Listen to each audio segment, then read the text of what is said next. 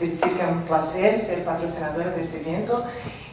Yo preparé mi presentación en inglés, pero voy a hablar en portuñol, entonces pido un poco de disculpas por mi portuñol, pero creo que es más simpático de intentar hablar en la lengua principal de este evento.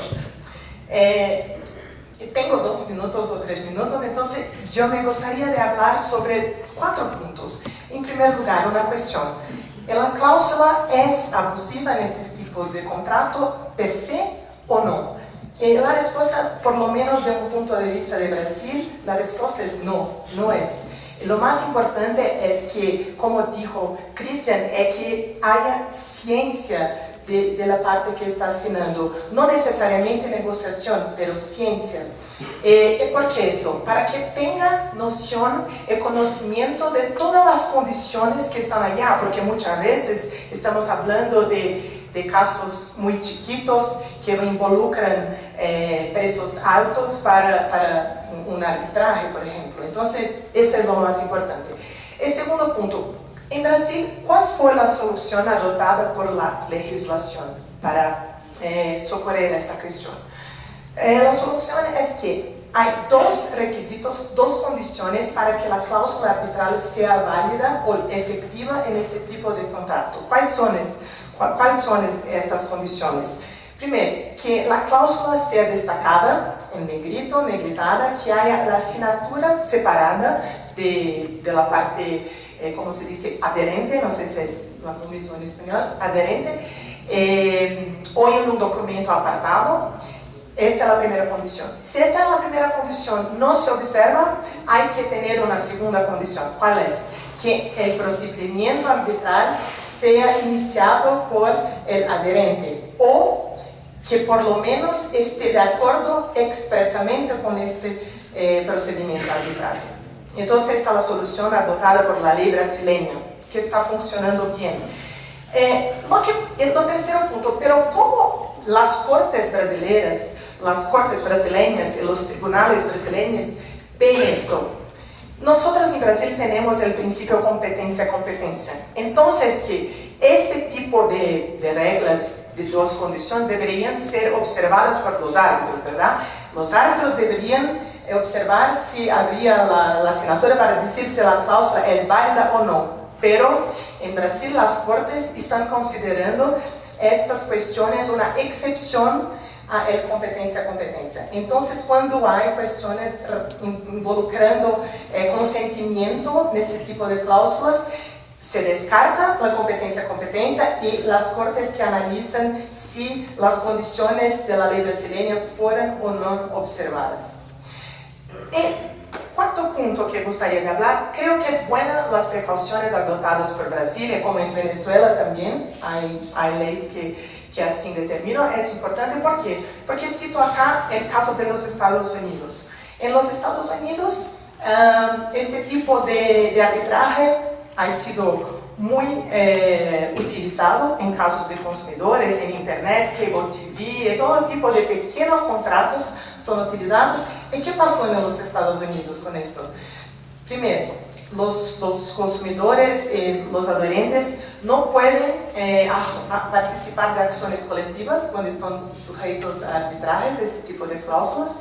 Entonces, el Poder Judicial ¿cómo se dice? Participa, está controlando profundamente este tipo de casos. Criaron doctrinas como Manifest Disregard of Law, entonces entrando en el fondo de decisiones arbitrales. Hay iniciativas legislativas como, por ejemplo, Arbitration Fairness Act y otros tipos de iniciativas. Entonces es importante tener este control antes. Mejor que tener un problema generalizado como hay, por ejemplo, en los Estados Unidos. Es muy interesante esto que hablas de que el procedimiento debe ser iniciado por el adherente, casi lo que existiría en arbitraje de inversiones, casi como una oferta arbitral que se formaría con el acuerdo. Ya la pregunta, pero no pretendo que responda a nadie, es ¿qué pasaría con demandas reconvencionales o cross-claims de partes adicionales? Pero bueno, esto solo para salir de aquí con más preguntas que respuestas. Roger, tú podrías, aprovechemos de tu experiencia en el Perú y que estamos aquí, ilustrarnos sobre la perspectiva peruana en ese sentido de la... Gracias. Gracias. Bueno, muchas gracias de nuevo a los organizadores de la CLA, en particular a José y a Diego por esta invitación. Sí, efectivamente, poniendo un poco en contexto todas las intervenciones anteriores, quisiera referirme a un par de antecedentes a nivel universal y luego tratar de ver específicamente qué es lo que dice el derecho peruano sobre eso. Más allá de la jurisprudencia o de la regulación particular que puedan tener algunos países europeos específicamente sobre el tema de cláusulas por referencias, quizás los temas más controvertidos puedan estar justamente en las relaciones, en los contratos de consumo. Leonora acaba de mencionar, hace algunos años todos tuvimos noticia de un problema que hubo con una institución arbitral que aparentemente, después de un reporte hecho por una organización de consumidores por tarjeta de crédito, estaba favoreciendo a través del arbitraje, se presentaban estadísticas muy importantes sobre favorecimiento de las cláusulas por el arbitraje, por los tribunales arbitrales a los proveedores o los bancos más que a los consumidores. Y luego, pero en líneas generales en Estados Unidos es una práctica bastante permitida. Si vamos a Europa, el tema, si vemos algunas recomendaciones de la Comunidad Europea del año 93, que datan del 93, en las cuales califican las cláusulas arbitrales en relaciones de consumo como cláusulas injustas. Pero quizás una de las cosas que llama la atención, uno de los últimos, no tan reciente, pero hace algunos años, Henry Álvarez nos contaba en un artículo unos casos paradigmáticos en Canadá, justamente, que fueron los casos, un caso de él y dos casos Reuters, en los cuales se puso en tela de discusión justamente si las relaciones de consumo podían ser materia de arbitraje.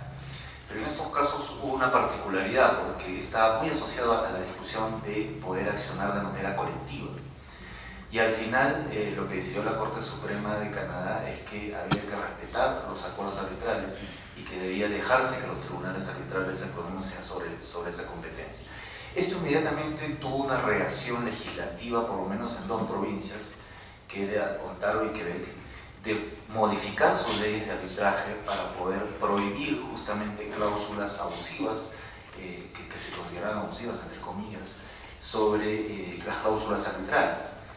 Y esto plantea, nos dice al final Henry Álvarez, toda una cuestión sobre, y aquí hago una conexión con la exposición de José, sobre si en un país determinado este tipo de materias se vuelven inarbitrables, cómo van a responder ese Estado, esa jurisdicción frente a eventuales laudos que se pretendan traer. Y recordemos que una de las causales por las cuales se analiza la posibilidad de no reconocer un laudo es justamente la arbitrabilidad según la ley del país donde se pretende hacer valer, donde se pretende ejecutar. Pero bueno, una de estas, en líneas generales, se prohibió un poco a nivel legislativo, pero había unas excepciones, y una de esas excepciones era que, surgida la controversia, sí es posible someternos al arbitraje. Esto va a ser muy importante más adelante, si es que tengo tiempo de regresar por la regulación de contratos de seguro en el Perú, es un dato interesante. Pero con todo este contexto, ¿qué pasó en el año 2008 en el Perú? Nosotros teníamos en la ley anterior, si ustedes recuerdan, ya algunas normas sobre el arbitraje en materia de contratación, las condiciones generales de contratación, contratos por adhesión. Lo que se hizo en el 2008 fue eliminar, porque había una restricción muy específica en el Código Civil que decía que se consideraba o no se podían poner como condiciones generales de contratación cláusulas arbitrales, pues se consideraban abusivas. La ley de arbitraje del 2008 eliminó expresamente ese requisito, con lo cual abrió la posibilidad de que puedan haber cláusulas arbitrales en condiciones generales de contratación, contratos por adhesión, y estableció una solución que lo que pretendiera, de alguna manera ya nos lo presentó José, lo que pretendiera que el consumidor o la otra parte, la parte débil del contrato, entre comillas, tuviera conocimiento de que se estaba insertando, que se estaba pactando una cláusula arbitral.